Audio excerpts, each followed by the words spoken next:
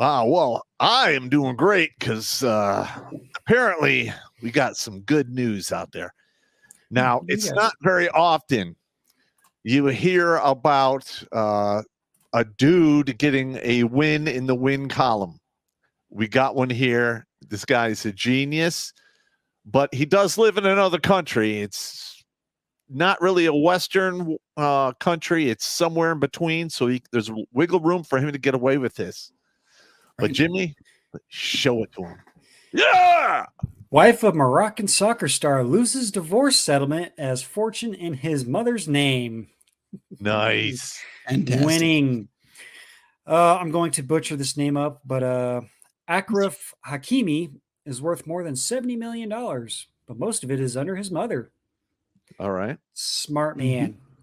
The wife of Paris Saint-Germain star Achraf Hakimi, Hiba Abouk, walked away from divorce court with nothing after learning Hakim's fortune was in his mother's name. Abouk, 36, was seeking a divorce and half the wealth of 24-year-old soccer player following his indictment by French prosecutors on rapé charges back in March. Mm-hmm. However, Hakimi, who hails from Morocco, has no properties or money under his name, as his fortune is all under his mother's name instead. Okay, now here in the United States, if he could get away with that, if he was doing it for the entire marriage, and he was just he basically said, "I was just taking care of my mother." But if that wasn't the case, and he did that like right before divorce was filed, that probably wouldn't fly here in the United States. No, definitely not. But of course, he's worth more than $70 million and makes $215,000 a week. Not Good a bad for paycheck. Yeah. Court officials determined that after Abouk filed for divorce, telling her that even his PSG salary was registered under his mother. When news came that Hakimi had been indicted on rapé charges, Abouk went on holiday with their two children in Dubai. It was later reported that she decided she wanted a divorce. Okay. They were married. Shocking. They were married in February of 2020. So didn't even make it 3 years. Well, okay. Just over 3. This is the problem here. All right. Men who achieve at this level, they are very seldom monogamous because they don't have to be. So am I shocked that he's got a rapé charge? No, but you and I both know most of the time she probably was trying to get something more. All she got was 3 to 7 minutes of "oh baby," and then he bailed, which stands for he banged and immediately leave. And she got upset, called the cops. Wham. Silver bracelets are produced, and away we go to the races. Yep. Yeah. And someone And fell also, flat on her face. Yep. Their legal system is a little bit different than ours, I'm sure. So I don't know if he'll get a fair shake in court over the allegations either. No, I don't know either. But the thing is, most of the Western world is based off of a modified English common law. Yeah. All right, because the English common law spilled over to France because England owned part of France way back in the day. And then, once that happened, it spread out to, the rest of Europe. Right. That's just the way it goes. But here's the interesting part. Hakimi was placed under judicial supervision in early March after a 23-year-old woman came forward, blah, blah, blah. Preliminary investigation was open, though a report said the victim didn't press charges. There we go. Authorities there it is. Going because of her testimony against Hakimi.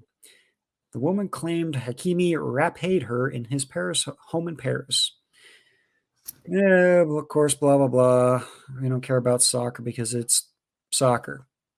Right. But- You know, it would be nice, not just in this country, but in general.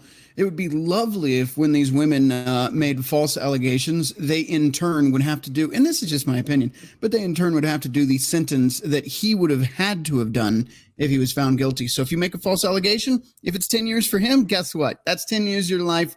Do not pass go. Do not get $200. You're going straight to jail, ladies. Yeah, so, That would be something nice. like that is going to need to happen. Because the more this happens, the more people are going to lose faith in their own legal system. And literally, it's going to be, the legal system is basically on the side of the women and is crucifying men. That's not going to work out in the long run. Pop, we're already there. I mean, look at the marriage rates in this country. Men are realizing, look, if I end up married, I'm going to lose half my shit, and child support and alimony's no joke. I won't be able to see my kids. So why would I play in a rigged game? They're already aware that the court system is screwed up. And listen, I mean, it's what, 6 out of 1,000 are getting married. I want to bring that to 0. I mean, didn't we have a major retail bridal bullshit go out of David's Bridal is going out of business, bankruptcy, Chapter 11 bankruptcy. Okay, they might. Well, Chapter 11. Do they get to reorg under that, or they just sell off assets? I think I'm not sure. 13. I was going to say that. Yeah, that I'm not sure on.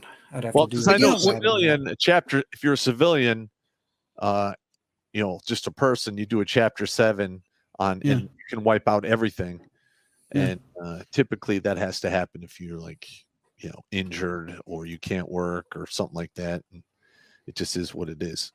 I mean, and that's no small number you're pointing at. I know it's been said millions of times, but I want to emphasize that, especially for you in the audience watching. Maybe it's your first time watching tonight.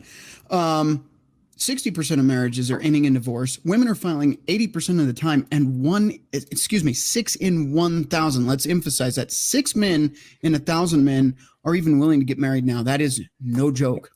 And you forgot the one stat: if the wife is college educated, the college educated women file for divorce 90% of the time.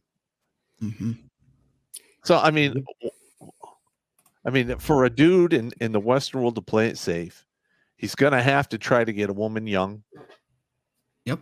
So she doesn't have a high body count, and if she went to college, forget it. She's a dartboard you hang in the bar. Well, bar. Yep. In the bar, yes. No, and we're not talking about a good bar either. One that may or may not have a glory hole out back by the right next to the dumb cumster at the bar. All right. And that's where at the bar is where the dirty stuff happens. Not just dirty. You have to accentuate it because of YouTube and everything. So we can't really go. Yeah. I can't say what I want to say on YouTube. Yes. Dirty. Watch Grunt Speak live every Tuesday and Thursday at 8 p.m. Eastern. And if you want to join Pop for Supporter Sundays, go to redonkulous.com/donate and make a monthly pledge. A link is in the Meat Gazer box.